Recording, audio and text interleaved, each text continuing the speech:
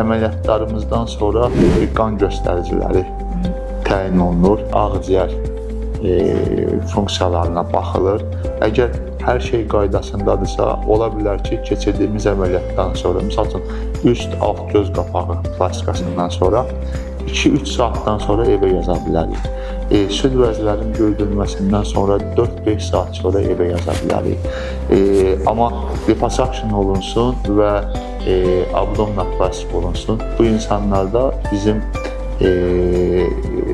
pasientlərimiz ola bilər ki, 2 gün, bəzi hallarda olur ki, 3 gün bizim xəstəxanada qaldıqdan sonra evə yazılırlar. Yəni, belə bir fərqli nüanslar əməliyyatın anesteziyasından, əməliyyatın növündən, formasından asılı olaraq dəyişə bilər. Saat, gün dəyişimi var.